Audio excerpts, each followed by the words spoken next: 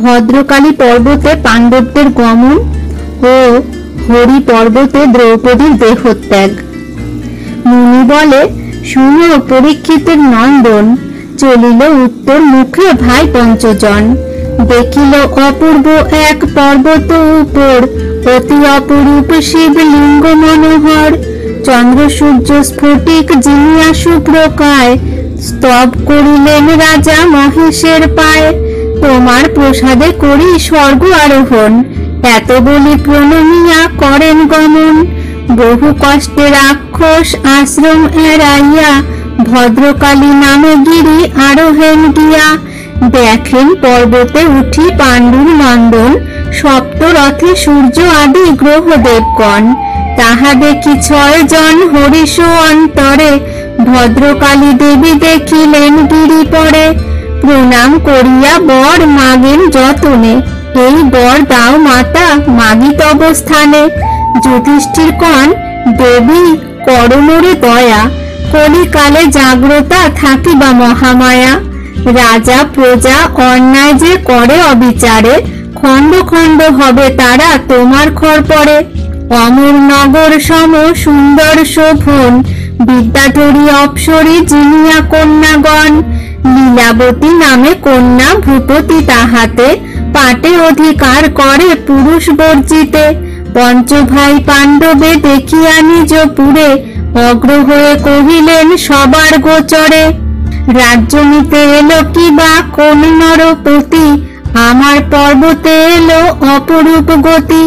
সর্বকাল এই রাজ্য মম অধিকার, যে হোক সমরে করিব মহামার। এত বলি হাতে অস্ত্র ধনুক লইয়া, যুধিষ্ঠিরে রাখিল পর্বতে বসাইয়া।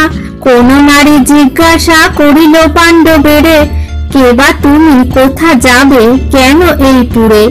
রাজা বলে, কন্যাগণ না হও অস্থির, পৃথিবীর রাজা আমি নাম যুধিষ্ঠির।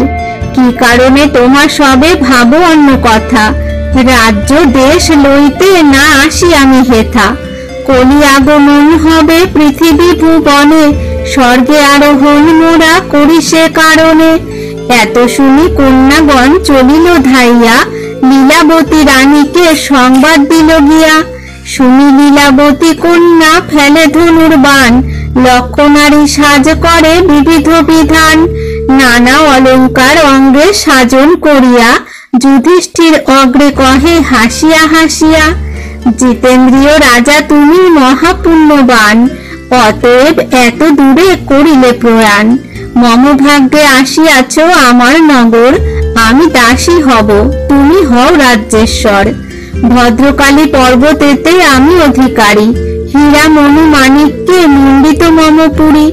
যাবৎ থাকিবা ভদ্রকালীর পর্বতে, তাবৎ থাকিব রাজা তোমার সহিতে। জরা মৃত্যু ব্যাধি ভয় নাহি কোনো পীড়া, স্বর্গ হতে এ স্থানে আনন্দ পাবে বাড়া। যুধিষ্ঠির বলেন, যে শুনো লীলাবতী, নিঃশত্রু করিয়া আমি ছাড়িলাম ক্ষিতি। কলি আগমনে আজ্ঞা দেন নারায়ণ, রাজ্য ত্যাজি কর বিয়া স্বর্গ আরোহণ। করেছি সংকল্প আমি মর্তের ভিতর, রাজ্য না করিব যাব অমর নগর। অতএব ক্ষমা মোরে দাও কন্যাগণ, সুরপুরে যাব আমি যথা নারায়ণ। যুধিষ্ঠির নৃপতির চরিত্র দেখিয়া, পুনরপি কহে কন্যা ঈষৎ হাসিয়া। বুদ্ধি নাহি কিছু তব ধর্মের নন্দন, কি সুখ পাইবা স্বর্গে দেখি নারায়ণ। আমাদের সঙ্গে তুমি থাকো নিরন্তর, স্বর্গের অধিক ফল পাবে অতঃপর। যুধিষ্ঠির বলিলেন, কৃষ্ণ সঙ্গ হইতে অন্য সুখ নাহি ভালো লাগে মোর চিতে। শ্রীকৃষ্ণ বিচ্ছেদে মরি শুনো কন্যাগণ, অতএব যাব আমি অমর ভুবন। রাজার বিনয় বাক্য শুনি নারীগণ, বাহুরিয়া নির্বর্তিয়া গেল সর্বজন।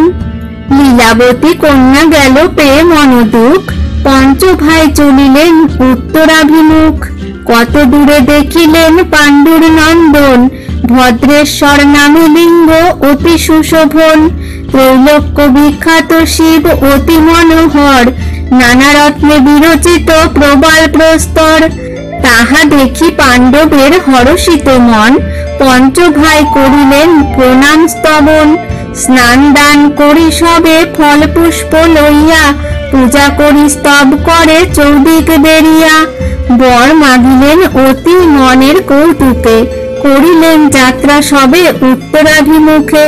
হরিনাম পর্বতে করেন আরোহণ, দেখেন পর্বতে মণি মাণিক্য রতন। ঐরাবত নামে হস্তি ফিরে পালে পালে, দেব যক্ষ মরে অঙ্গ হিমেতে ভেদিলে।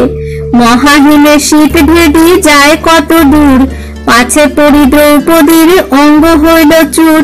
বিষম দারুণ হিমে শীর্ণ কলেবর, মূর্ছিত হইয়া পড়ে পর্বত উপর। অন্তকাল জানি দেবী চিন্তে নারায়ণ, স্বামীগণ মুখ চাহি ত্যাজিল জীবন। পাঞ্চালীর পতন পর্বত হরি নামে, অগ্রগামী রাজা না জানেন কোন ক্রমে। পাছে বৃকোদর পার্থ দেখি বিপরীত, ডাক দিয়া যুধিষ্ঠিরে বলেন তরিত। পাঞ্চালী পড়িয়া পথে ত্যাজিল শরীর, শুনি তবে আকুল হইলেন যুধিষ্ঠির। মহাভারতের কথা রচিলেন ব্যাস, পাঁচালী প্রবন্ধে কহে কাশীরাম দাস।